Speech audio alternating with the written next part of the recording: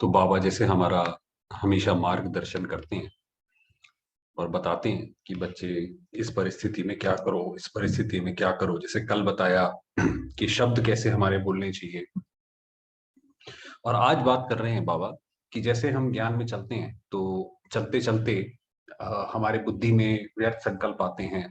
जैसे वो अब गीता की भाषा में बोलें कि जैसे वो अर्जुन को बार बार डाउट आता था कि प्रभु इसमें क्या करना है, ऐसे क्या करना है, और वो ढेर सारे सवाल पूछता रहता था। तो बाबा भी उसी तरीके से जैसे व्यर्थ संकल्प उसकी भाषा बोलते हैं कि व्यर्थ संकल्प, तो बाबा कह रहे हैं उसमें क्या करो, अगर व्यर्थ संकल्प आए तो किस तरीके से माया से जीत पहनो, उसका बाबा यहाँ पे युक्ति बता। क्या अपने संपूर्ण निशाने के नजदीक पहुंचे हो? बाबा कह रहे हैं जो आपका संपूर्ण निशाना है, संपन्न संपूर्ण जो आत्मा बिल्कुल विकारों से मुक्त, उस तक नजदीक पहुंचे हो? क्या निशाने पर पहुंचने की निशानियां दिखाई देती हैं?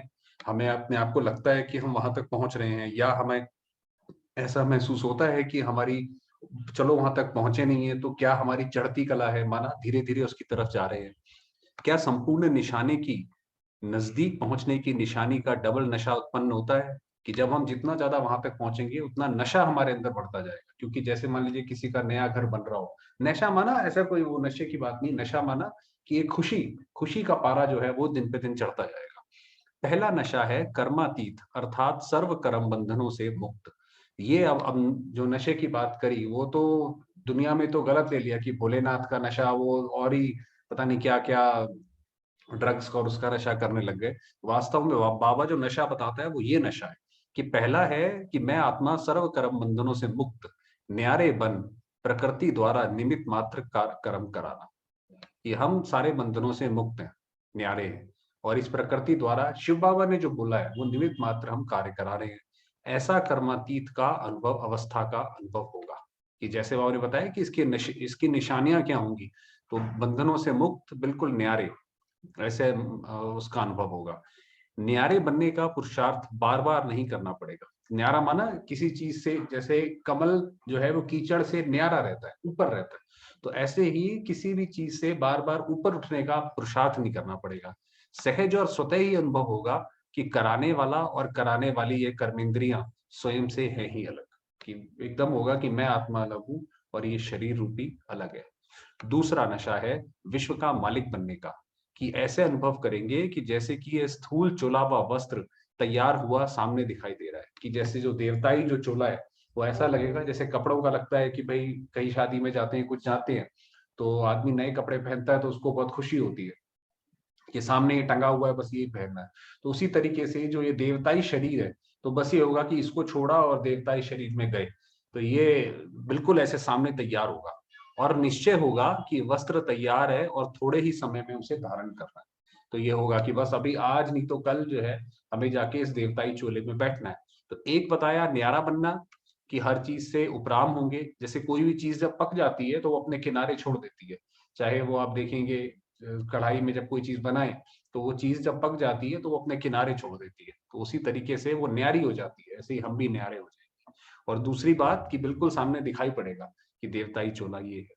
वह सर्वगुण संपन्न और सतो प्रधान नया शरीर स्पष्ट दिखाई देगा, और चलते चलते ये नशा और खुशी होगी कि कल ये पुराना शरीर छोड़ नया शरीर धारण करेंगे। आप सोचिए जब अंत में जब ऐसा समय आएगा कि जब बाबा कहता है कि तुम जब जाओगे तो भरतू हाथ जाओगे, खुशी खुशी जाओगे। क्यों जाओगे, कैसे जाओगे खुशी खुशी? जब हमें ये पता है कि जिस दुनिया में हम जा रहे हैं वहां पे जाके वो कैसी दुनिया है और हमारा दूसरा जन्म कैसे होने वाला है। किसी का अगर मान लीजिए पुराना घर टूट रहा है और उसे ये नहीं पता कि इसके बदले में तो मुझे नया घर मिल रहा है, तो उसको कितना दुख होता है। आप देखिए जब लोगों के घर टूट जाते हैं तूफानों में कितना दुख होता है। और वहीं अगर कोई जब कोई नया घर बनाता है तो खुद पुराने घर को गिरा देता है, तो क्योंकि उसको खुशी होती है कि नए घर में जाना है। तो वही हमारा हाल है कि हमारा, क्योंकि हमें पूरा ज्ञान है कि ये वाली सृष्टि अब बदल के नई सृष्टि आ रही है, उसके अंदर हमारा क्या पद होगा, किस तरीके से हमारा रख रखाव होगा, तो हमें बहुत खुशी होगी। तो हम शरीर छोड़ेंगे, कोई हमें दिक्कत नहीं है, विनाश हो चाहे कुछ भी हो। अब दुनिया में फिर यही दिक्कत होगी कि उन्हें लगेगा कि ये तो सारी सृष्टि विनाश हो रही है। जरा सा संकल्प भी उत्पन्न नहीं होगा कि दैवी पद प्राप्त होगा या नहीं, देवता बनेंगे अथवा नहीं, और राजा बनेंगे व प्रजा। कि बाबा कह रहे बिल्कुल क्लियर होगा कि हम सतयुग में जाकर क्या बनेंगे, कैसा पद पाएंगे। ऐसे संशय का संकल्प भी उत्पन्न नहीं होगा, क्योंकि सामने स्पष्ट दिखाई दे रहा है कि आज हम ये हैं, कल ये होंगे। तो बाबा कह रहे हैं कि जैसे जैसे आप अपनी अवस्था के पास पहुंचोगे तो आपको बिल्कुल स्पष्ट दिखाई देगा, जैसे किसी आंखों से किसी को दिखाई पड़ता है वैसे आपको दिखाई पड़ेगा। ज्ञान के तीसरे नेत्र द्वारा योग युक्त अर्थात सदा योगी होने के कारण बुद्धि की लाइन क्लियर और स्पष्ट होने के कारण निश्चय बुद्धि विजयंती के आधार से अनुभव होगा।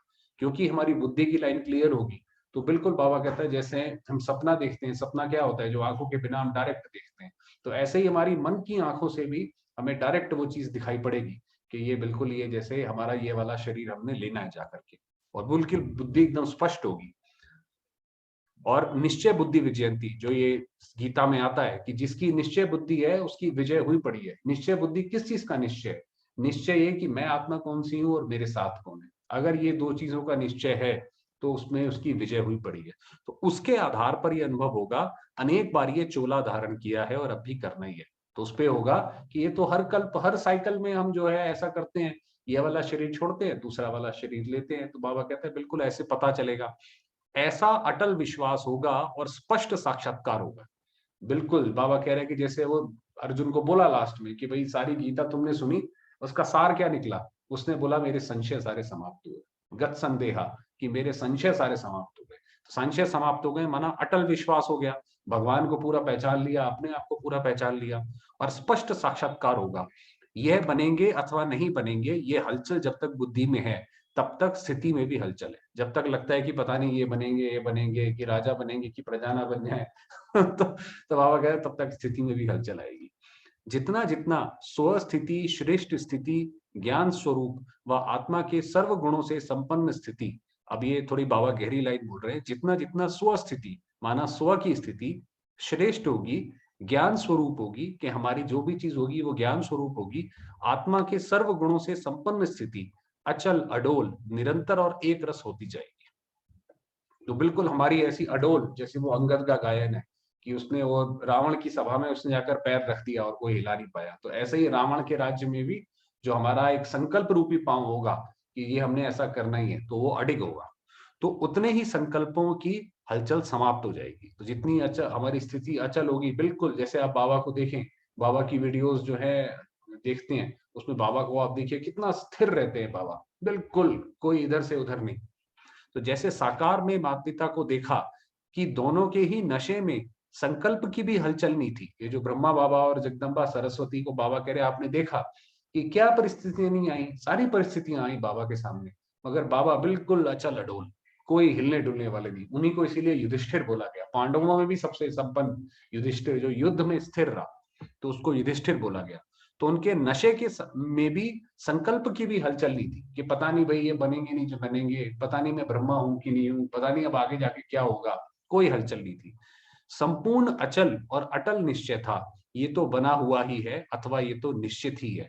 तो ये नशे की निशानी अटल निश्चय और निश्चिंत अनुभव होगी। तो उससे हमें भी बिल्कुल हमें पता होगा कि ये जाके मैंने बनना है और उससे हम निश्चिंत रहेंगे। निशाने की निशानी है नशा और नशे की निशानी है निश्चय और निश्चित। तो बाबा ने ऊपर बताया ना, अब ये पूरा ज्ञान बाबा ने बस 2 शब्दों में सिकोड़ दिया कि पूरे उसमें स्क्वीज कर दिया। तो बाबा ने बोला कि जो निशानी है कि हम अपनी संपूर्णता के पास पहुंचेंगे, उसकी जो निशानी है वो है नशा। उतना ज्यादा हमें नशा चढ़ता जाएगा, जितना जितना आप देखिए घर के पास कहीं से हम आ रहे हो और जितना आप घर के पास आते जाते हैं पेड़ पौधे वही दिखाई पड़ते जाते हैं, तो मन में खुशी होती जाती है कि अपने घर वापस जा रहे हैं, पहुंच गए कि पहुंच गए। तो उसको बाबा बोल रहे हैं वो खुशी का नशा कि बस अब तो मैं देवता बना कि बना। और दूसरा नशे की निशानी है, और नशे की क्या निशानी है? निश्चय और निश्चित, कि हमें नशा कितना है, एकदम अटल निश्चय। और बाबा ने कहा निश्चिंत, कोई दिक्कत नहीं। साथ साथ माया के किसी भी प्रकार का वार होने से और हार खाने से भी निश्चित, कि वार हो ही नहीं सकता। वही इसी को वास्तव में इसका स्वरूप जो है वो विष्णु जी का दिखाया कि वो सागर में पैर फैला के बैठे और लक्ष्मी जी उनके पास बैठी हैं सागर में। तो ये दिखाया कि वो बिल्कुल निश्चिंत अवस्था में है। ना मालूम माया हार नहीं खिलावे, विजयी बनेंगे या नहीं, इस कमजोर संकल्प से भी निश्चिंत, क्योंकि सामने दिखाई दे रहा है। क्या ऐसा अनुभव होता है कि बिल्कुल ये ना हो कि माया हार खिला दे, बिल्कुल उससे भी निश्चिंत कि माया हार खिला ही नहीं सकती, विजयी हो गई। कमजोर संकल्पों की चिंता में कि माया आए आ नहीं जावे, कमजोर ना हो जाऊं, मुझे सफलता मिलेगी व नहीं, क्या इस भय के भूत के वश अपना समय और शक्ति या व्यर्थ तो नहीं गंवाते हो? कि ऐसा तो नहीं लगता कि बाबा तो बहुत महान है, बाबा तो बोलता है बच्चे चलो, मगर क्या ऐसा तो नहीं है कि मेरे अंदर इतनी शक्ति ना हो, कभी अपने ऊपर ही डाउट आता है, उसी पे निश्चय नहीं होता है। तो बाबा कहते हैं उसमें अपने संकल्पों को व्यर्थ नहीं गवाओ, कि हमारा हाथ किसने पकड़ा है, हमें किसने चुना है। चलो हमारे अंदर लाख कमी भी सही, हमारे अंदर किसी भी उसके से नहीं, तब भी हम तो हैं तो शिव बाबा के साथ ना। भाई सुदामा के पास क्या था, उसके पास तो चावल थे वो भी गीले, तो वही हमारा भी हाल है, चाहे हम जैसे भी है, हमें शिव बाबा ने पकड़ लिया, उसने अपना बना लिया। ऐसा कमजोर संकल्प करना अर्थात स्वयं में संशय का संकल्प रखने से कभी भी संपूर्ण नहीं बन सकेंगे। वही बताया कि अगर अपने में होगा कि पता नहीं हार ना जाऊं, पता नहीं हो पाएगा नहीं हो पाएगा, कर तो रहा हूं मैं कोशिश, तो फिर नहीं हो पाएगा। ये संकल्प करना अर्थात कमजोरियों के रूप में एक भूत के साथ और माया के भूतों का आह्वान करते हो। वही माया के जो 5 भूत है, काम क्रोध लोभ अहंकार, कि अगर ये भय आया, अपने में कोई संशय आया, तो बाबा ने कहा बाकी भूत भी बुला लोगे, इसलिए मुक्त रहो इनसे भी। अथवा बुद्धि में स्थान देते हो, वह एक के साथ अनेकों को निमंत्रण करते हो। तो बाबा कह रहे हैं एक भूत आएगा, दूसरा आएगा, तीसरा आएगा, इसलिए इस भय के भूत को भी जब तक बुद्धि से नहीं निकाला, तब तक इस भूत के साथ बाप की याद बुद्धि में कैसे रह सकती है। तो अब ये देखिए भक्ति और ज्ञान में कितना फर्क है। ज्ञान में बाबा कहता है कि बच्चे आपको अपने आप को ऊपर उठाना है, सबसे पहले तो अपने आप पे स्वयं पे निश्चय करो कि मेरा हाथ किसने पकड़ा है। जैसे हमने बात करी, तो जब हम अपने आप को ऊपर उठाते हैं, सारे भय से परे हो गए, हर तरह के भय से परे, जब हम शिव बाबा के बन गए बिल्कुल निश्चिंत अवस्था, तो उसमें रहो बाबा कहते हैं। तो तब आपको बाबा की याद भी रहेगी। जो बाबा कहता है कि साथ रखो मुझे, वो साथ रखने का अर्थ ही है। बाप की याद और भूत ये दोनों इकट्ठे निवास नहीं कर सकते। तो वही बताया कि अगर भय का भूत है, डर लग रहा है, तो बाबा की याद कैसे रहेगी, बाबा की याद चली जाएगी फिर उसमें। इसलिए कहावत भी है निश्चय बुद्धि विजयते।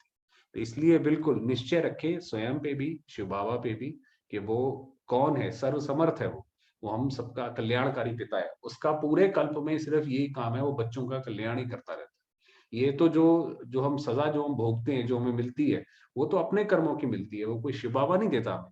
तो उसका तो वो सदैव कल्याणकारी है, सदैव प्यार का सागर है, उसके जितना प्यार कोई नहीं कर सकता। ये निश्चय और स्मृति रखो और समर्थी रखो। अब बाबा बता रहे क्या संकल्प रखो, ये निश्चय व स्मृति रखो व समर्थी रखो। अनेक बार बाप के बने हैं, वह माया जीत बने हैं, हम अनेक बार हमने माया पार करी है, अनेक बार हम शिव बाबा के बने हैं, तो अब बनना क्या मुश्किल है, वापस रिपीट करना है। बाबा कहते हैं लकीर पे दोबारा लकीर खींचनी है। क्या स्मृति स्पष्ट नहीं है कि मुझ श्रेष्ठ आत्मा ने विजयी बनने का पार्ट अनेक बार बजाया है। कि बाबा कह रहे आपको ये, क्योंकि ये आत्मा की ये खूबी है कि जैसे जैसे वो अगर किसी चीज को याद करना चाहे, जैसे बाबा ने बताया कि देवता स्वरूप सामने दिखाई पड़ेगा, आत्मा क्योंकि पिछले कल्प तो बन चुकी है, तो उसके अंदर वो खूबी तो है कि वो सामने आती है। तो उसी को बाबा कह रहे हैं कि ये आपको स्मृति सामने स्पष्ट नहीं आती है। अगर स्पष्ट स्मृति नहीं है, तो इससे सिद्ध होता है बाप के आगे स्वयं को स्पष्ट नहीं किया है। तो बाबा से जरूर अगर वो स्मृति नहीं आती है, तो बाबा और हमारे बीच में अभी भी कोई हमने दबा के छुपा के या तो पूरी तरह समर्पित नहीं हुए।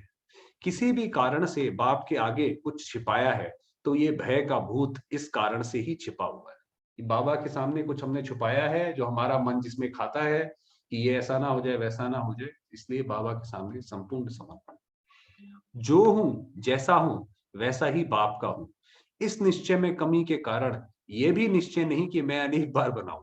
कि भाई जब वही बात करी कि हमने बाबा को अपने प्रति समर्पित कर दिया, तो ये फूल हो गए, उसके बाद हम वो जैसे क्या कहते हैं बलि चढ़ाते हैं, तो वो जानवर की हम क्या करते हैं, बलि तो चढ़ जाते हैं, फिर इधर उधर देखने लग जाते हैं कि अच्छा बाबा बलि तो चढ़ गए मगर ये तो हुआ नहीं। अरे जब बलि चढ़ गए तो खत्म हो गया ना काम।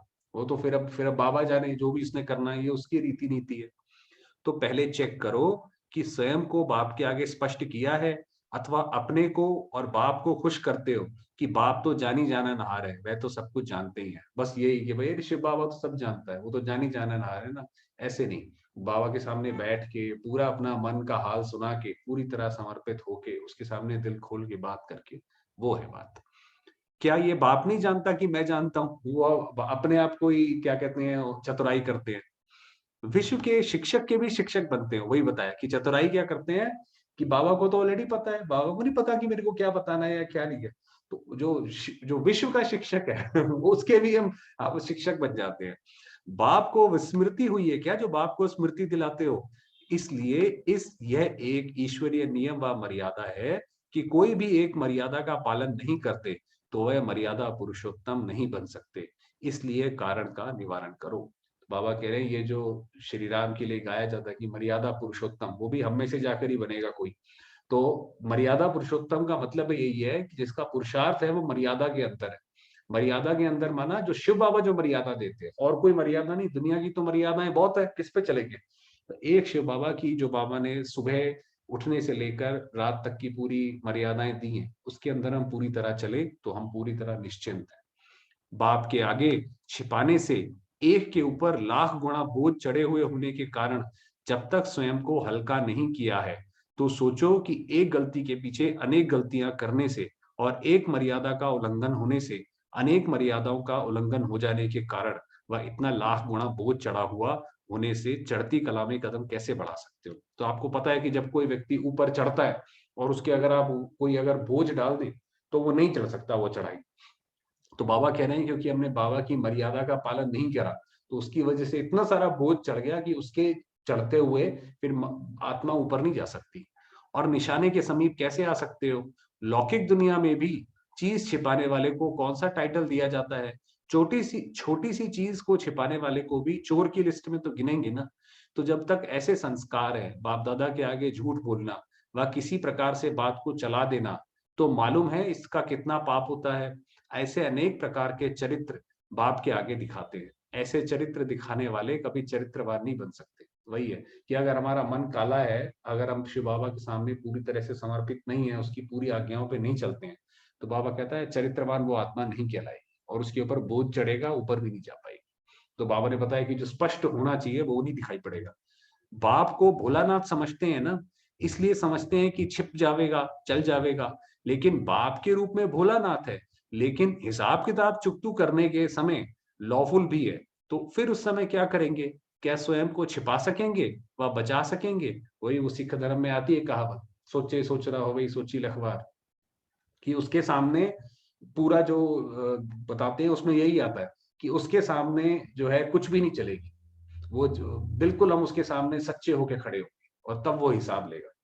तो बाबा वही कह रहे हैं कि बाबा बेशक भोलानाथ है, मगर अगर अगर नियम की बात आती है, न्याय की बात आती है, तो वो न्यायकारी भी पूरा है। तो उससे उसके सामने हम छिपा नहीं सकेंगे। वो तो बाप के रूप में बाबा कहता है कि चलो कोई बात नहीं, जैसे घर वाले होते हैं, माँ बाप बच्चों को जानते हुए भी आंखें बंद कर लेते हैं, तो वो बात अलग है। बाकी थोड़ी देर बाबा को याद करें।